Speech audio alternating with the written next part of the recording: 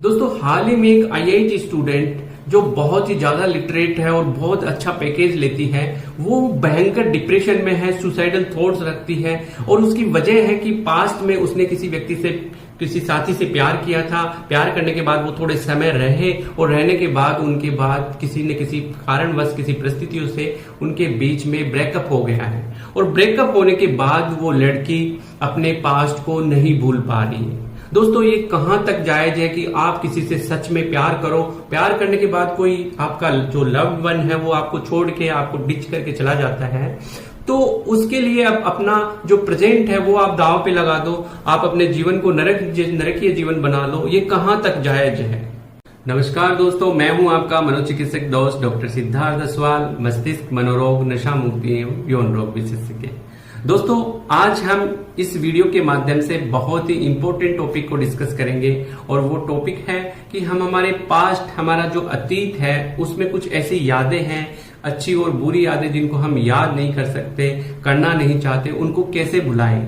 दोस्तों हम सब जानते हैं कि हमारे अतीत में कुछ न कुछ ऐसी चीजें, कुछ न कुछ ऐसी यादें जुड़ी हुई हैं, कुछ रहती हैं जिनको याद करने से हमारा जो प्रेजेंट है वो डिस्टर्ब होता है। हम उन चीजों को याद करके तनाव में आते हैं, तनाव के बाद हमें डिप्रेशन होता है और कई बार तो ऐसी कंडीशन आती है कि हमें सुसाइडल थॉट्स तक आ जाते हैं। तो दोस्तों इस जो समस्या है, हम हमारे जो प्रेजेंट को अच्छी तरह से स्पेंड करने के लिए हमारे पास्ट हमारे प्रेजेंट में ना आए, हमारा पास्ट हमें परेशान ना करे, उसके लिए हम क्या करें, ऐसी कौन सी चीजें करें जिससे हमारा पास्ट की जो चीजें हैं, हमारे पास्ट के अंदर जो बुरी और अच्छी यादें हैं जिनको हम याद नहीं करना चाहते, वो किस तरह से हमारे प्रेजेंट को मतलब उसमें ना आए और हम हमारा प्रेजेंट है वो अच्छी तरह से जिए। आज हम जिस तरह से पाश्चात्य सभ्यता और संस्कृति को अपना रहे हैं, हमारी लाइफस्टाइल के अंदर तनाव बहुत ज्यादा है, हम एम्बिशियस हो गए हैं और वर्तमान परिप्रेक्ष्य के अंदर हमारा जो पेशेंस लेवल है वो धीरे धीरे कम होता जा रहा है। तो दोस्तों हमारे जो स्कूल के बच्चे हैं, हमारे कॉलेज की जो लाइफस्टाइल है उसके अंदर बच्चे एक दूसरे से दोस्ती करते हैं, इंटीमेट रिलेशन बनाते हैं और फिर कहीं ना कहीं किसी न किसी परिस्थिति से सक के चलते हुए या फिर जो वर्तमान परिप्रेक्ष्य में जो परिस्थितियां हैं उनके चलते उनका ब्रेकअप हो जाता है। और ब्रेकअप होने के बाद दोस्तों कि हमारे जो युवा हैं, हमारे जो स्टूडेंट्स हैं वो तनाव में आते हैं, तनाव से डिप्रेशन में जाते हैं और कई बार वो ऐसे कंडीशन में आ जाते हैं कि वो सुसाइडल कदम उठाने के लिए भी तैयार हो जाते हैं या आत्महत्या करने जैसी बातें भी उनके दिमाग में आती है। तो दोस्तों जब किसी इंसान को किसी से प्यार हो जाता है और वो उसको छोड़ के चला जाता है, या हमारे परिवारजन, हमारे मित्रजन या हमारे जो बहुत ही प्रिय है वो इस दुनिया को छोड़ के अलविदा कह के चले गए हैं, उनकी यादें सताती है, या हमारे बिजनेस में कोई बहुत बड़ा लॉस हो चुका है, या फिर हमारे रिश्तों में कोई दरार आ चुकी है, तो उन जो चीजों को, उन जो पास्ट की जो चीजें हैं नेगेटिव और पॉजिटिव, या फिर ऐसी चीजें जिनको हम याद नहीं करना चाहते, उस चीजों को हम कैसे भुलाएं। दोस्तों प्यार के अंदर जब एक लड़का किसी लड़की को कुछ गिफ्ट देता है, कुछ टी शर्ट देता है, कुछ ऐसी चीजों को आदान प्रदान करते हैं, टेडी बियर देते हैं, कुछ समय बिताते हैं, तो हम उन चीजों को देखते ही हमारे जो पास्ट है वो हमारा जो अतीत है वो हमारे प्रेजेंट में आता है और हम कहीं ना कहीं उस चीजों को देख के स्ट्रेस में आते हैं, याद में आते हैं और डिप्रेशन में चले जाते हैं। तो दोस्तों इन चीजों को कैसे भुलाएं, इसके लिए हमें सबसे पहले हमारी ह्यूमन साइकोलॉजी को समझना होगा।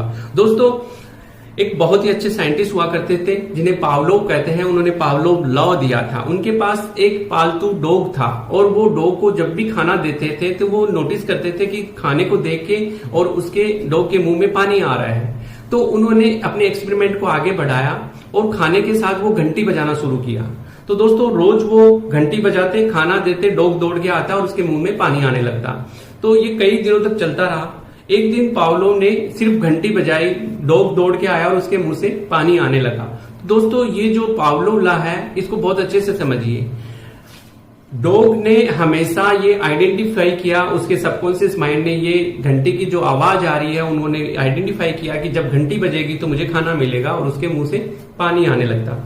तो दोस्तों ये जो चीजें हैं, प्यार में लोग एक दूसरे को जो गिफ्ट देते हैं, एक दूसरे के साथ जो समय बिताते हैं, एक दूसरे के साथ मंदिर जाते हैं, जो भी चीजें एक्टिविटी करते हैं वो हमारे सबकॉन्शियस माइंड में स्टोर होती है। और जब हम हमारे प्रेजेंट के अंदर उन चीजों को देखते हैं, उनको फील करते हैं, तो वो हमें पास्ट की याद दिलाती है और पास्ट को हमें भूलने नहीं देती। दोस्तों पास्ट या अतीत की जो बुरी चीजें हैं उनको भुलाने के लिए 5 ऐसे इंपॉर्टेंट पॉइंट है जिनको अगर अपन फॉलो करते हैं, हमारी लाइफ के अंदर लेके आते हैं, तो हम कहीं ना कहीं इस समस्या से निजात पा सकते हैं और हम अपना जो प्रेजेंट है उसको अच्छी तरह से स्पेंड कर सकते हैं। तो आओ दोस्तों हम 1 बाय 1 करके इनको डिस्कस करते हैं। दोस्तों पहला पॉइंट है वो ये है कि हम हमारी जो पास्ट की जो इवेंट है, जो घटना है, उसको भुलाने की कोशिश ना करें। दोस्तों अक्सर हम हमारे जो पास्ट की बुरी चीजें हैं, हमारा जो लव्ड वन है, जो जिसके साथ ब्रेकअप हो चुका है, हम उसको भुलाने की बार बार उसको नाम लेके उसको भुलाने की कोशिश करते हैं कि हाँ मैं उस फलाने व्यक्ति को जिससे मैं प्यार करती थी मैं उसको अब याद नहीं करना चाहती।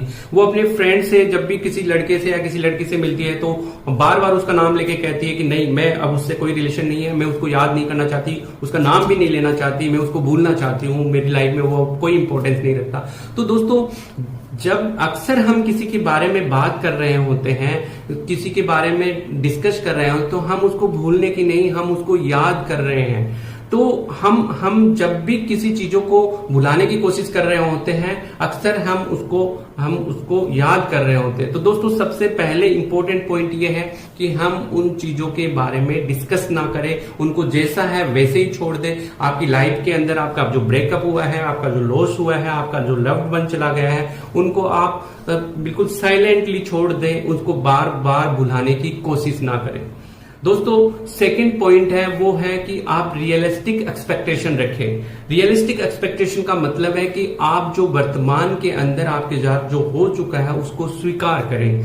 अक्सर हम उन चीजों को स्वीकार नहीं कर पाते हैं और बार बार उन चीजों को लेके माइंड में यही चीज आती है, मेरे साथ ये ऐसा क्यों हुआ, मेरे साथ ऐसा नहीं करना चाहिए था, भगवान ने ये गलत किया, वो आदमी खराब था, ये ऐसा था, वो ऐसा था।